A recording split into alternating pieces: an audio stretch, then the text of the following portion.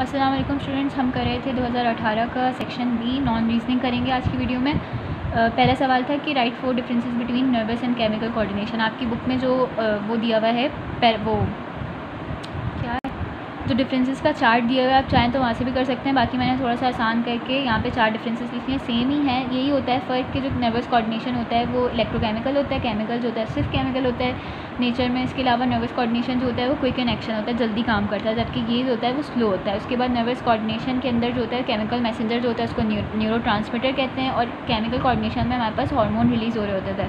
उसके बाद चौथा डिफरेंस ये होता है कि इनका जो केमिकल होता है नर्वस कोऑर्डिनेशन में रिलीज़ हो जाता है डायरेक्टली एक्स्ट्रा सेलुलर फ्लूइड के अंदर, यानी टिश्यू में डायरेक्टली रिलीज़ हो जाता है। जबकि केमिकल कोऑर्डिनेशन में जो होता है वो हार्मोन वो ब्लड के अंदर रिलीज़ होता है, वहाँ पे वेंडर करता है, जब तक कि रिसेप्टर इसको एक्सेप्ट ना कर ले वो ब्लड में ही रहता है। तो ये हो गया इसके 4 डिफरेंसेस, बहुत ईजी थे।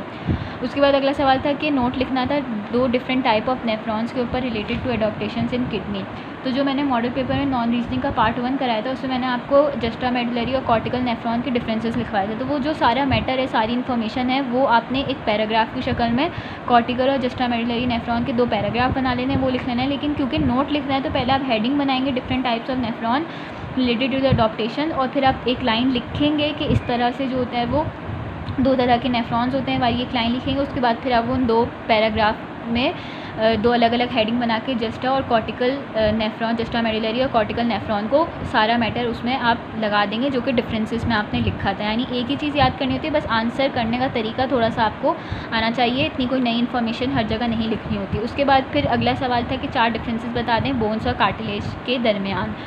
तो जो बोन्स होती है उसकी सेल्स को हम कह रहे थे ऑस्टियोसाइट्स, और कार्टिलेज के सेल्स को हम कह रहे थे कॉन्ड्रियोसाइट्स। बोन जो थे वो रिजिड और हार्ड स्ट्रक्चर थे, हार्ड कनेक्टिव टिश्यू थे जो कि स्केलेटल फ्रेमवर्क प्रोवाइड कर रहे थे, जबकि कार्टिलेज जो थे वो सॉफ्ट थे, फ्रेम थे, फ्लेक्सिबल थे, इलास्टिसिटी थी उसमें, और जो इस तरह के इलास्टिक वो होते हैं सपोर्टिंग स्ट्रक्चर्स होते हैं उनके अंदर कार्टिलेज प्रेजेंट था। उसके बाद अगर कंपोजिशन की बात करें तो बोन बने हुए थे कोलेजन टाइप 1 से, जबकि कार्टिलेज के अंदर कोलेजन टाइप 2 होता है, ये भी आपने याद रखना है। उसके बाद बाकी चीज़ें तकरीबन सेम थी कि मैट्रिक्स होता है, उसके अंदर जेल लाइक या फ्लूइड लाइक सब्सटेंसेस होता है। लेकिन एक इंपॉर्टेंट चीज़ और एक डिफरेंट चीज़ के बोन के अंदर जो होते हैं वो कैल्शियम फॉस्फेट सॉल्ट्स जो होते हैं वो डिपॉजिट हुए होते हैं। इन सॉल्ट्स की वजह से बोन हार्ड होती है, जबकि कार्टिलेज के अंदर ऐसे कोई सॉल्ट डिपॉजिट नहीं होते। उसका जो जेल होता है वो बहुत ज़्यादा होता है, बहुत ज़्यादा फ्लूइडी होता है, जेल बहुत ज़्यादा होता है, और उसके अंदर होते हैं प्रोटीन्स और प्रोटियोग्लाइकेंस, जिसकी वजह से कार्टिलेज होता है इलास्टिक होता है और फ्लेक्सिबल होता है, फ्लेम होता है। उसके बाद आप चौथा डिफरेंस बता देंगे कि जो अपेंडिकुलर एक्साइल स्केलेटन की जो भी हार्ड बोन्स होती हैं वो सारी बोन्स होती हैं, और उसके अलावा जो कार्टिलेज होता है वो कहाँ पे होता है कि जो लैरिंग्स हो गया, एक्सटर्नल एयर हो गया, हमारा एयर का जो बाहर वाला सारा जो सॉफ्ट सा इधर से हिस्सा है एयर का वो हो गया, और नोज़ की जो टिप होती है, इन सब में जो वो सारा जिस चीज़ से बना होता है वो कार्टिलेज होता है। इसके अलावा जो एनिमल्स होते हैं स्केट्स और शार्क्स और जो मरीन की इस तरह के जो बड़े बड़े एनिमल हैं उनका पूरा का पूरा स्केलेटन ही कार्टिलेजिनस होता है, और ह्यूमन में भी जो एम्ब्रियोनिक स्केलेटन होता है वो कार्टिलेजिनस होता है। ठीक है। उसके बाद अगला सवाल था कि एजिंग डिफ़ाइन कर दें, उसकी कॉजेज़ बता दें। तो एजिंग की डेफिनेशन हो गई कि भाई सेल जब स्ट्रक्चर के हिसाब से भी, फंक्शन के हिसाब से भी जो होता है डैमेज होना शुरू हो जाता है, काम करना छोड़ देता है, उसका स्ट्रक्चर भी वैसा नहीं रहता नॉर्मल, तो उस प्रोसेस को हम एजिंग कह देते थे। इसकी एग्जैक्ट कॉज तो हमें नहीं पता चली, लेकिन हमने कुछ साइंटिस्ट ने कुछ आइडियाज़ दिए कि या तो ये जेनेटिक ओरिजिन की हो सकती है या जीन की म्यूटेशन की वजह से हो सकती है। जेनेटिक ओरिजिन होने का क्या मतलब है, यानी कि हर सेल जो होता है वो एक हद तक डिवाइड होगा, एक हद तक ग्रो करेगा, उसके बाद वो ग्रो करना बंद कर देगा। यानी सेल के अंदर जो जेनेटिक कंटेंट प्रेजेंट है वो इसी तरह से प्रोग्राम हुआ है कि उसने एक वक्त के बाद एज होना है।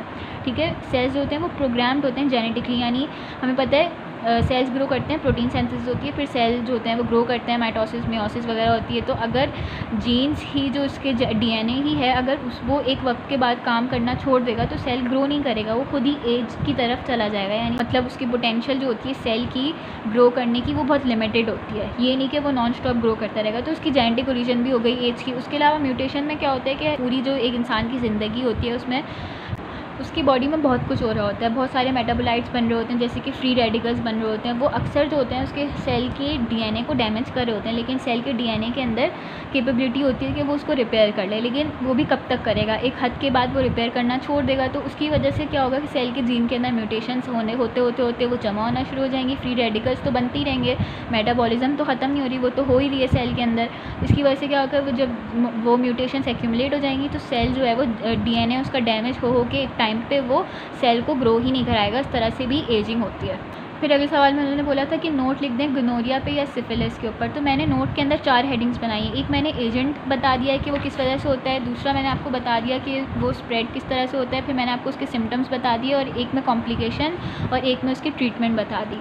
तो आपको पता होना चाहिए कि जो गोनोरिया के जो पॉजिटिव एजेंट है वो एक बैक्टीरिया है, निजेरिया गोनोरिया। तो आपने इस तरह से एक हेडिंग बना दी। उसके बाद आप सिम्टम इसके स्प्रेड बता दें किस तरह से फैलता है। तो सेक्सुअल कॉन्टैक्ट हो जाता है, जेनाइटल और ओरल कॉन्टैक्ट, और वर्टिकल ट्रांसमिशन से भी फैलता है, यानी मदर से बेबी में भी ट्रांसफ़र हो सकता है। उसके बाद सिम्टम्स की बात करें तो जो मेजर सिम्टम होता है वो जो उसके इंटरनल जेनाइटल ऑर्गन्स होते हैं वो अंदर से उनमें इन्फ्लेमेशन स्टार्ट हो जाती है। एक्सटर्नली तो नहीं, लेकिन इंटरनल इन्फ्लेमेशन उनके अंदर होती है, जिसकी वजह से मेल्स में ड्यूरिंग यूरिनेशन उनको बर्निंग सेंसेशन फील होगी, हो सकता है वाइट थिक पस जो है वो भी डिस्चार्ज हो।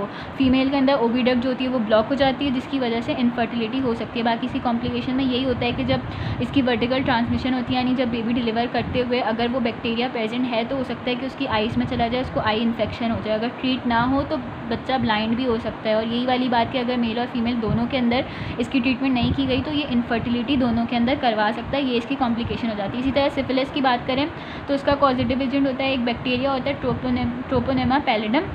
दोनों के आपने, बल्कि जितनी भी एसटीडीज़ हैं सबके आपने पॉजिटिव एजेंट्स याद रखने कौन सा किसकी वजह से हो रहा है। इसकी स्प्रेड भी जो है सेक्सुअल कॉन्टैक्ट है और वर्टिकल ट्रांसमिशन है। सिम्टम्स में ना सिर्फ अल्सरेशन और वो जो जेनाइटल ऑर्गन्स की इंटरनल इन्फ्लेमेशन थी, उसके अलावा जो होता है स्केलेटल सिस्टम और नर्वस सिस्टम को भी इफेक्ट करता है सिफिलिस।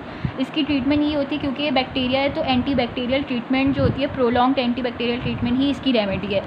ये हो गए 2 नोट्स। उसके बाद अगला सवाल था कि आप ऑब्जेक्शन बता दें लेमार्क्स थ्योरी के ऊपर। मॉडल पेपर की नॉन रीजनिंग के पार्ट 2 में मैं ऑब्जेक्शन लिखवा चुकी हूँ, आपकी बुक में भी गिवन है 4 पॉइंट्स, अब वो वहाँ से लिख सकते हैं। उसके बाद क्वेश्चन नंबर 16 था कि नोट लिखना था डिप्लीशन ऑफ ओजोन लेयर के ऊपर या एसिड रेन के ऊपर। तो डिप्लीशन ऑफ ओजोन लेयर के जो प्रॉपर नोट्स हैं वो मैं रिक्वेस्टेड नॉन रीजनिंग की जो वीडियो थी सेकेंड ईयर जोलॉजी की, उसमें मैं बता चुकी हूँ।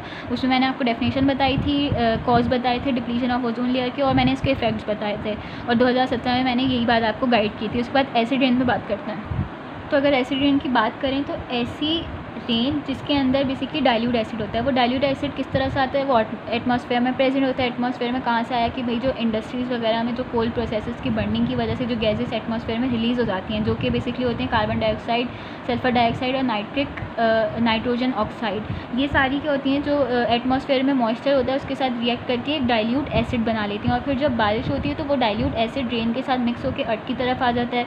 तो इसी तरह से जो होती है वो ये जो होती है सल्फ्यूरिक एसिड, नाइट्रस एसिड और कार्बोनिक एसिड, वो 3 डाइल्यूट एसिड होते हैं जो कि एसिड रेन के अंदर प्रेजेंट होते हैं, इस तरह से बने हुए होते हैं। तो उसके इफेक्ट क्या होते हैं, मैन के अंदर रिस्पायरेटरी डिजीज़ वगैरह करवाता है कि। उसके अलावा सल्फ्यूरिक एसिड जो है, जो भी मैन मेड स्ट्रक्चर्स हैं, बिल्डिंग में मेटल्स हैं या फिर जो स्टैचूज़ वगैरह हैं, उनको जो होता है वो डिस्ट्रॉय करना स्टार्ट कर देता है अगर इस तरह की रेन होगी जिसमें एसिड होगा।